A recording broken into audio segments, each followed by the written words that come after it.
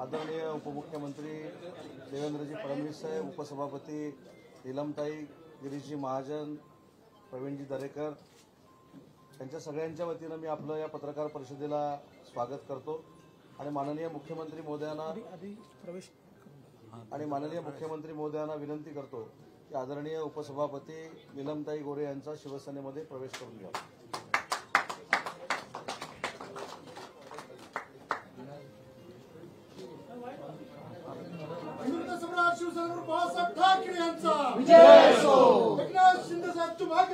हम तुम्हारे साथ हैं।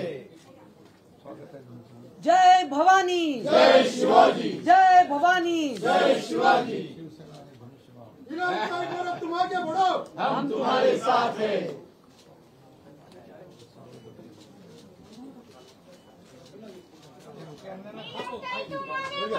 हम तुम्हारे साथ हैं, हम तुम्हारे साथ हैं।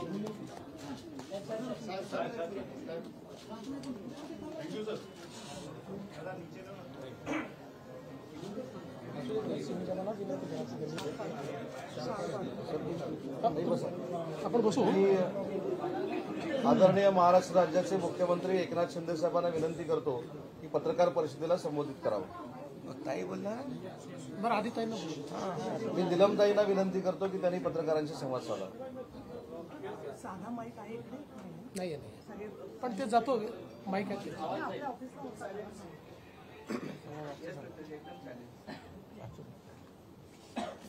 राष्ट्रीय लोकशाही आघाडीसोबत नामदार श्री एकनाथ शिंदे यांच्या नेतृत्वाखाली शिवसेना योग्य मार्गावर महिला विकास व महाराष्ट्र आणि देश विकासाच्या प्रश्नावर नामदार श्री एकनाथ शिंदे यांच्यासोबत आणि माननीय नामदार श्री देवेंद्र फडणवीस यांच्या सहकार्याने काम करण्याचा निर्णय मी घेतलेला आहे। भारतातील विचारसरणींपैकी 1992 नंतर द्विध्रुवीकरणात एनडीए आणि यूपीए अशा राजकीय आघाड्या झाल्या। 1998 म्हणजे आता 25 वर्ष झाली। त्यावेळेला राजकीय विश्वासार्हता असणारा पक्ष मराठी आणि हिंदुत्व आणि महिला धोरण आणि सामाजिक न्याय या प्रश्नावर एनडीए सोबत असणारा राजकीय पक्ष म्हणून मी शिवसेना या पक्षात 1998 साली हिंदू हृदयसम्राट बाळासाहेब ठाकरे यांच्या मार्गदर्शनानुसार प्रवेश केला। शिवसेनेत मला खूप चांगलं काम करता आलं। सद्यस्थितीत सुप्रीम कोर्ट व निवडणूक आयोगाने स्पष्ट निकाल दिला आहे की श्री एकनाथ शिंदे यांच्या नेतृत्वाखालील शिवसेनाच अधिकृत आहे। केंद्रीय स्तरावर एनडीए आणि भाजपच्या नेतृत्वाखाली अयोध्येत श्रीराम प्रभूंचे मंदिर, तलाक पीडित महिलांना न्याय, काश्मीरमध्ये तिरंगा ध्वज व राज्यघटनेत उल्लेख केलेल्या समान नागरी कायद्याबाबतची सकारात्मक पावले उचलली आहेत। पंतप्रधान माननीय नामदार श्री नरेंद्रजी मोदी व गृहमंत्री माननीय नामदार अमितजी शहा यांची वरील सर्व समस्यांवर चांगली इच्छाशक्ती दिसत आहे। विशेषतः 1985ला शहाबानो बेगम खटल्यात न्यायालयाने शहाबानोंना पोटगी मिळावी असा निर्णय दिला होता। तथापि विरोधाला व दबावाला बळी पडून तत्कालीन सरकारने मुस्लिम महिला घटस्फोट अधिकाराचे संरक्षण कायदा 1986 संमत केला। परिणामी समाजातील विशिष्ट घटकातील स्त्रियांना दुजाभाव व अन्याय सहन करावा लागला।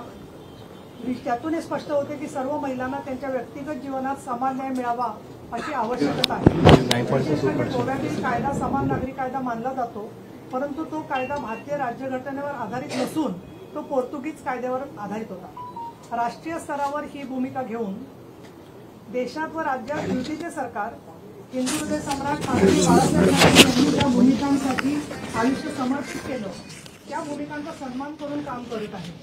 राष्ट्रीयत्व म्हणजेच हिंदुत्व या भूमिकेसोबतच महिला विकासाला चालना, महिला व बालके, वंचित घटक, आदिवासी, असंघटित कामगार, शेतकरी यांच्या प्रश्नावर धोरणात्मक व प्रत्यक्ष कामाची गरज आहे। हे सर्व काम करण्यासाठी महाराष्ट्राचे मुख्यमंत्री माननीय नामदार श्री एकनाथ शिंदे यांचे व उपमुख्यमंत्री माननीय नामदार श्री देवेंद्र फडणवीस यांच्या उपस्थितीत मी शिवसेनेच्या भूमिकेचे समर्थन करते व तसे काम करण्याचा निर्णय मी घेतलेला आहे। मी उपसभापती पदावर असल्यामुळे त्या वैधानिक पदाच्या चौकटीचा सन्मान करतच हे काम करणार आहे। आतापर्यंत ज्यांनी मला सहकार्य दिलं त्या सगळ्यांचे मी आभारी आहे। हे लेखी पत्र की मी आपल्याला पाठवते आहे। धन्यवाद। मी ते स्पष्ट म्हटलेलं आहे। सगळी तुम्ही पत्रक जर का वाचलं तर त्याच्यात मी राष्ट्रीय भूमिका, राज्यातली भूमिका सगळी स्पष्ट मांडलेली आहे। सुषमा अंधारे आल्यामुळे बऱ्याच प्रमाणात महिला आघाडी होती ती नाराज होती। मनीषा कायंदे असतील, आपण असतील आणि अनेक जण अजून वेटिंग लिस्टवर मोठी आहे, तर त्यांचं काही कारण आहे का? हे पहा, असं आहे, तुम्ही 2000 पासून आम्हाला पाहतात. असं आमच्या पक्षामध्ये नाराजी वगैरे असं कुठेच नसतं. नाराजी वगैरे जर असली तर पक्षाचे नेते आले की सगळी ती नाराजी सगळी विसरत असतात आणि त्यातून अगदी सट्टरफुटर लोकांच्यामुळे काही नाराज होण्यासारखी परिस्थिती नाहीये. ताई, आपण उद्धव ठाकरेंशी चर्चा आजच्या उपसभापती नीलमताई गोरे यांचा शिवसेनेमध्ये प्रवेश आज झालाय. खरं म्हणजे आज हा ऐतिहासिक प्रवेश आहे. त्यांच्या प्रवेशाला उपमुख्यमंत्री देवेंद्रजी आहेत, इकडे गिरीश महाजन आहेत, प्रवीण आहेत, उदय सामंत आहेत, सगळे आहेत. आणि शिवसेना भाजपा युती किती मजबूत आहे आणि किती मनापासून झालेली आहे हे आजच्या प्रवेशामधून आपल्या समोर आलेलं आहे. त्यामुळे आमची युती जी आहे वैचारिक युती आहे आणि एका विचाराने प्रभावित होऊन बाळासाहेबांच्या विचारांचं सरकार, शिवसेना भाजपा युतीचं सरकार, म्हणजे त्यावेळेस बाळासाहेब आणि अटलजी आणि प्रबोधजी महाजन असतील, आणखी आपले नेते असतील, या सर्वांना अभिप्रेत असलेली युती आणि आता आदरणीय प्रधानमंत्री नरेंद्र मोदीजींच्या नेतृत्वाखाली जे केंद्रात सरकार काम करत आहे आणि म्हणून त्याच धर्तीवर राज्यामध्ये देखील शिवसेना भाजपा युतीचं सरकार स्थापन व्हावं अशी तमाम सर्वसामान्य लोकांची इच्छा होती. आणि आपण पाहिलं की 1 वर्षापूर्वी आम्ही ती इच्छा पूर्ण केली. मी आणि देवेंद्रजी 1 वर्षापासून आम्ही काम करू लागलो, आमचं मंत्रिमंडळ, आमचं सरकार काम करू लागलं आणि तेव्हापासूनच आपण पाहिलं की एवढे धडाकेबाज निर्णय वर्षभरामध्ये आम्ही घेतले की त्याची चर्चा पूर्ण राज्यामध्ये आणि लोकांच्या मनामनामध्ये होऊ लागली. ही वस्तुस्थिती कोणी नाकारू शकत नाही. आता ज्यांना टीका करायची ते तर कधी स्वीकारू शकत नाही, त्यांना करू द्या, त्याचं काही आम्हाला त्याच्यावर लक्ष आम्ही देत नाही. परंतु एकंदरीत जे म्हणजे मुद्दामून मी सविस्तरपणे आपल्याला सांगू इच्छितो की जसं 2014 ते 19 सरकार युतीचं होतं, खऱ्या अर्थाने युतीचं होतं, त्यावेळेस देवेंद्रजी मुख्यमंत्री होते, मी त्यांच्या मंत्रिमंडळात होतो आणि त्यावेळी असे निर्णय आपण लोकहिताचे, विकासाच्या प्रकल्पांचे घेतले. परंतु दुर्दैवाने मधल्या काळामध्ये सरकार बदलल्यानंतर त्या सगळं बंद झाले, त्याच्यावर मर्यादा आली, त्या सगळ्या जे प्रकल्प होते ते मंदावले. परंतु जसं आम्ही गेल्या 1 वर्षापूर्वी सरकार स्थापन केल्यानंतर आपण सगळे साक्षीदार आहात की लोकहिताचे जे प्रकल्प आहेत, मग मुंबईतले मेट्रोचे असतील, कारशेडचे असतील, समृद्धीचे असतील, इतर जे मोठे प्रकल्प आहेत तिथे मी काही सविस्तर उहापोह करू इच्छित नाही. परंतु जे लोकहिताचे निर्णय आणि लोकहिताचे प्रकल्प जे बंद होते त्याला आम्ही चालना दिली. अनेक निर्णय आम्ही घेतले, शेतकरी, कष्टकरी, कामगार, महिला भगिनी, विद्यार्थी, तरुण, रोजगारांसाठी 75,000 नोकऱ्यांचं, बाकी इतर सगळे निर्णय जे घेतले हे निर्णय आपल्या समोर आहेत. आणि म्हणूनच आज सरकार स्थापन झाल्यानंतर जी शिवसेना आणि धनुष्यबाण बाळासाहेबांचे विचार याला निवडणूक आयोगाने शिक्कामोर्तब केलं. न्यायालयामध्ये देखील आपल्याला माहिती आहे काय निर्णय लागला तो, त्याचं इंटरप्रिटेशन काही स्वतःच्या समाधानासाठी काही लोक काढतायत, तो वेगळा भाग आहे, परंतु ते काढू द्या त्यांना. पण असं असताना विविध जिल्ह्यातले, विविध तालुक्यातले अनेक पदाधिकारी, आमदार, खासदार, आम्ही सुरुवातीला हे केल्यानंतर निर्णय घेतल्यानंतर 13 आमदार आले, 12 खासदार आले, नंतर गजानन कीर्तीकर सिनियर मोस्ट खासदार तेही आले आणि त्यानंतर खूप मोठ्या प्रमाणावर आपण पाहतोय की पदाधिकारी, संघटनेचे जिल्हाध्यक्ष, तालुकाध्यक्ष सगळे आले. त्यानंतर मनीषाताई इकडे उभ्या आहेत, त्याही आपल्यासोबत आल्या आणि आज एक घटनात्मक उपसभापती या पदावर काम करत असताना नीलमताईंनी देखील इच्छा व्यक्त केली की बाबा मला देखील या महिलांच्या सक्षमीकरणासाठी काम करायचं, महिलांच्या उत्कर्षासाठी मला काम करायचं आहे. आणि त्यांनी स्वतः आता काही गोष्टीवर भाष्य केलेलं आहे की शेवटी लोकप्रतिनिधी जो असतो त्याला समाजासाठी काहीतरी काम करण्याची इच्छा असते आणि त्याच्यामध्ये आपल्याकडून समाज हिताचं काम झालं पाहिजे अशा प्रकारची भावना देखील त्यांनी व्यक्त केली. त्यांनी काही विषयही मांडले. जसे विषय त्यांनी मांडले जसं राम मंदिर असेल अयोध्येतलं, 370 कलम काश्मीरमधला असेल, आणखी काही निर्णय जे आहेत हे बाळासाहेबांना अभिप्रेत होते आणि बाळासाहेबांना अभिप्रेत असलेलं काम आणि त्यांचे निर्णय आणि त्यांची भूमिका घेऊनच आपण पुढे निघालो. त्या भूमिकेमध्ये कधी तडजोड होणार नाही.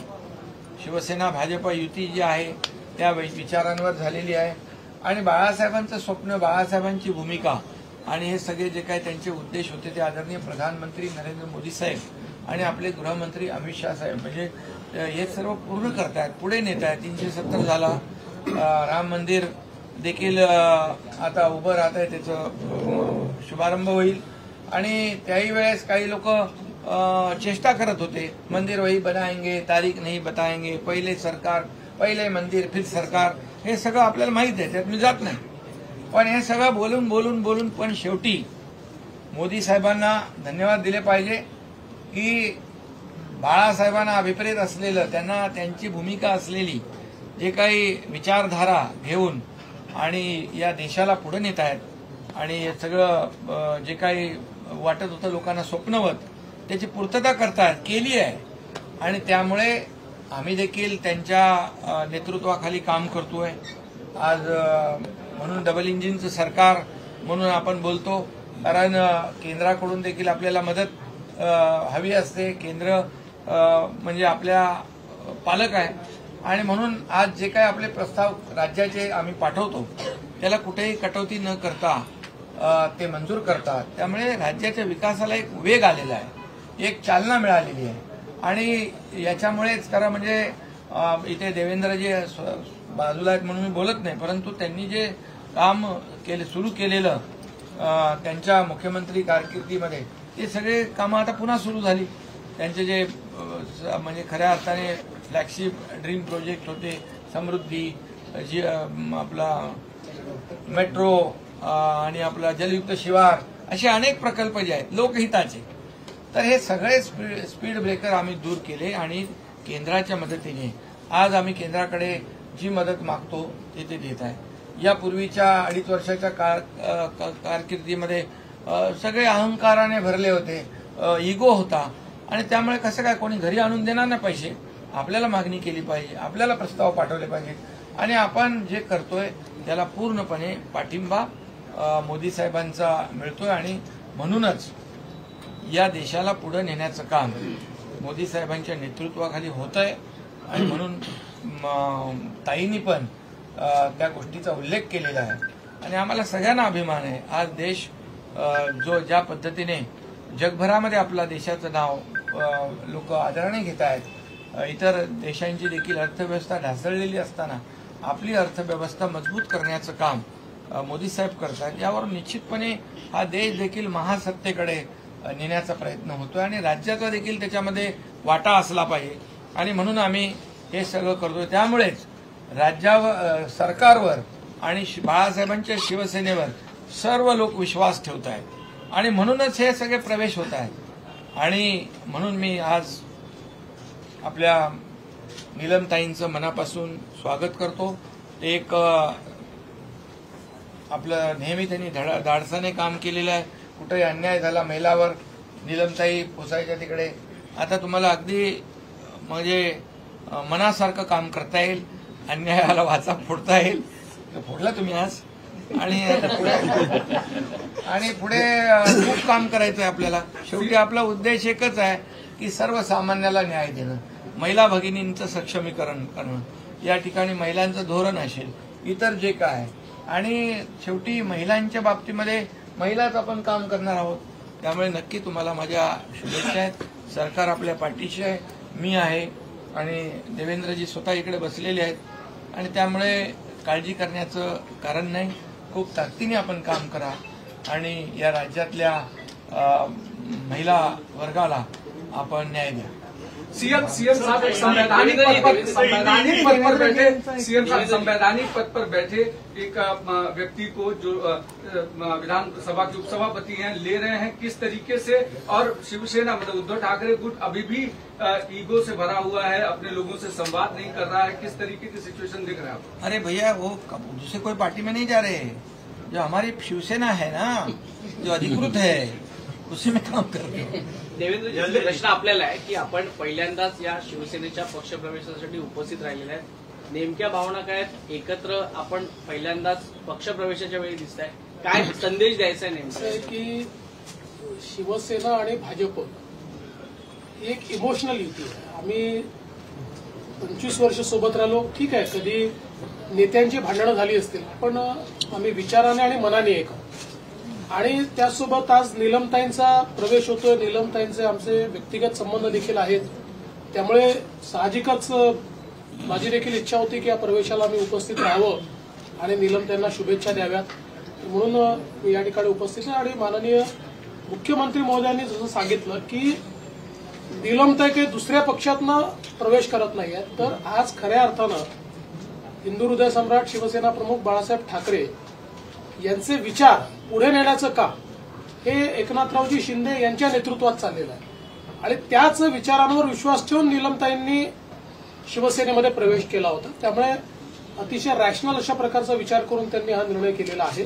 आणि म्हणून मी आमच्या सगळ्यांच्याच वतीनं नीलमताईंचे मनापासून अभिनंदन. देवेंद्र जी सभापति बिठाने को लेकर चूंकि जो आंकड़ा कम था सरकार के पास, अब धीरे धीरे करके बढ़ता जा रहा है, आप क्या इस सेशन में सभापति का चुनाव होना तय हो जाएगा? देखिए, अभी तो इसके ऊपर हम लोग बैठेंगे, तय करेंगे. अभी ये सारी चीजें तय नहीं की है, क्योंकि अभी आपको बताया कि हम दोनों हैं और हमारे साथ अभी एक तीसरे मित्र भी है, तो सब मिलकर बैठकर इसका निर्णय करेंगे.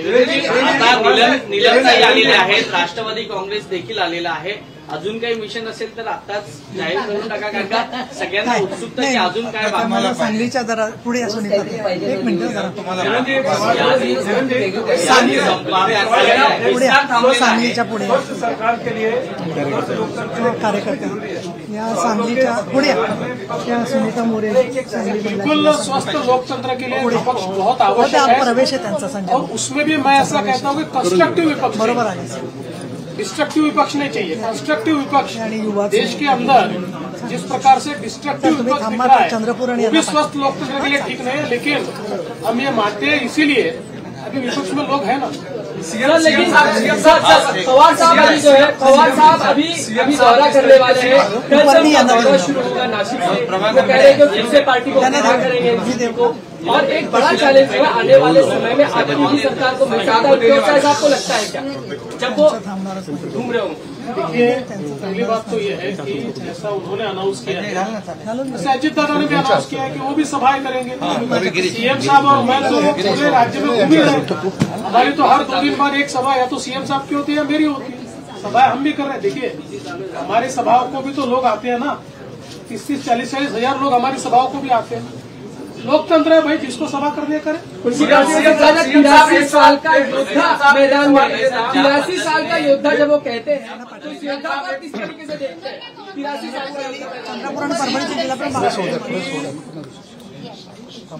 हमारी उनको शुभकामनाएं हैं. वो 100 साल तक जिए, जितने साल तक राजनीति करना है करे. अब उनके कुछ लोगों को ये लगता है कि वो 83 साल ऐसा उल्लेख करके एक सिंपैथी लेने की कोशिश उनके कुछ कार्यकर्ता कर रहे हैं. हम लोग उसकी ओर ध्यान नहीं देंगे.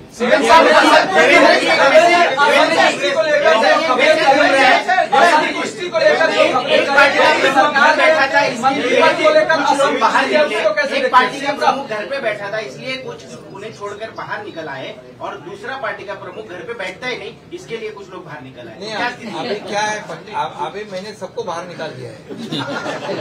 अब सब बाहर नहीं है.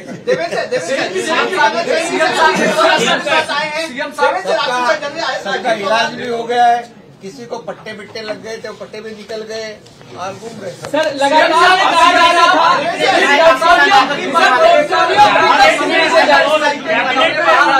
ऐसा बताया जा रहा है एनसीपी को कहाँ एडजस्ट करेंगे? अरे सबको एडजस्ट सर पोर्टफोलियो को लेकर अभी तक सही वक्त पे हम लोग सब करेंगे, बैठेंगे हम लोग तीनों भी साथ में और सब बराबर हो जाएगा, कोई चिंता मत करो। पालक मंत्री नहीं है, पोर्टफोलियो नहीं मिल रहा उनको, तो ऐसे समय में आपके साथ आगे अच्छा, जिस तरह से इनकमिंग चालू है, ऐसा लगता है विपक्ष में मात्र 2 नेता बनेंगे, क्या केवल 2 ही नेता रह जाएंगे? ये बात उन्होंने सोचनी चाहिए। ये नौबत क्यों आई है, इसका आरोप लगाने से आत्म परीक्षण आत्मचिंतन करने की नौबत आई है। आरोप लगाने के बदले आत्म परीक्षण करना चाहिए। तो केवल नाराज क्यों है? उन्होंने प्रेस कॉन्फ्रेंस की है, वो कह रहे कि 2 महीने का वो अवकाश देना चाहते हैं, कई पार्टियों से ऑफर है। ये स्थिति पंकजा मुंडे के बारे में क्यों है? अरे भाई, एक समय एक आदमी पूछो ना यार।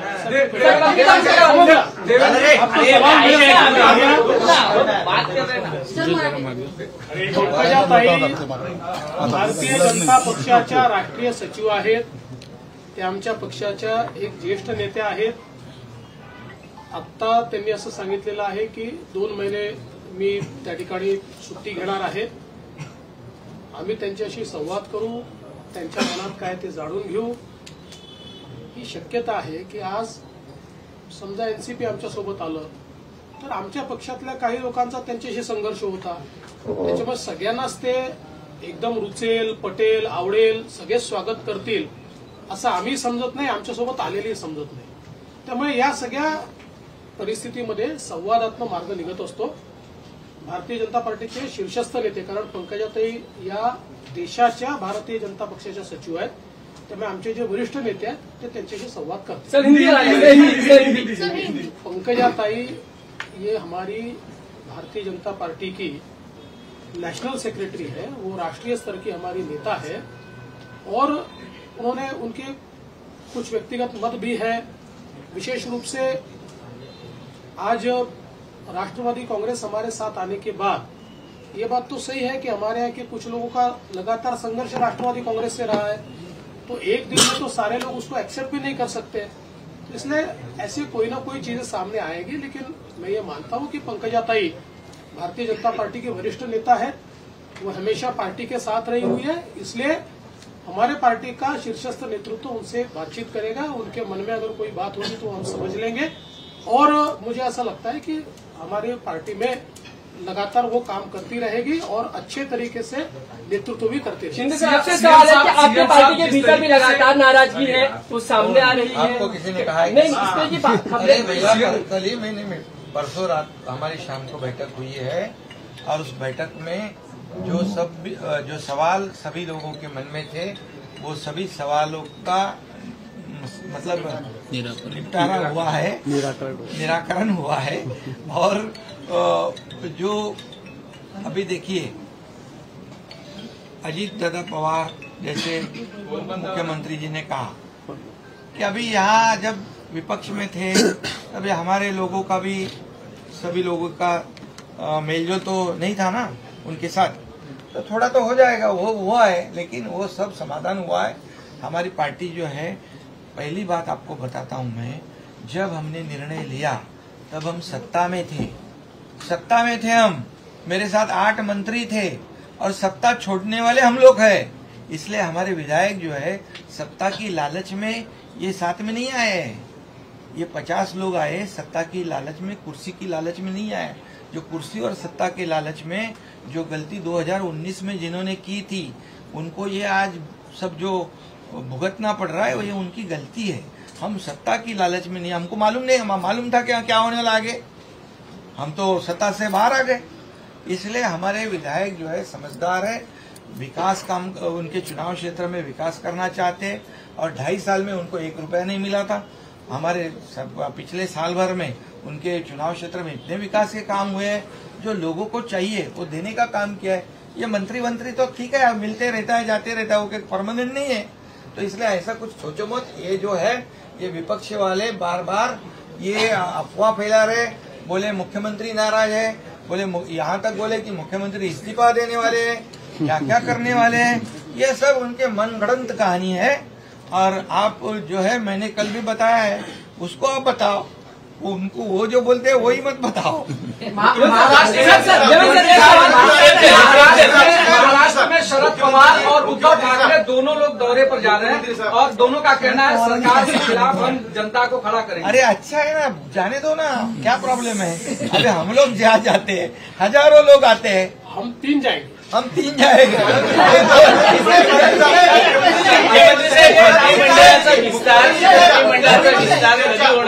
एक प्रश्न आहे,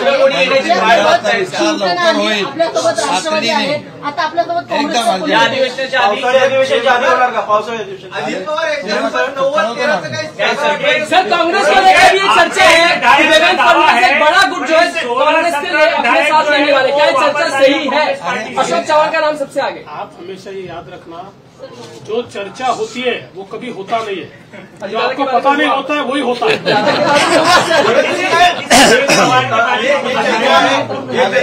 आप ही बोलते हो कि विपक्ष को रखने का है कि नहीं, कुछ विपक्ष भी चाहिए, आप ही बोल रहे हैं। क्या एनसीपी आपका इंडिया का हिस्सा बनेगा? एनसीपी आपके इंडिया का हिस्सा बनेगा? सीएम साहब का विधानसभा में विपक्ष का नेता कौन होगा, इस पर सवाल खड़ा होगा कि कौन होगा विपक्ष का नेता। वो अध्यक्ष तय करेंगे।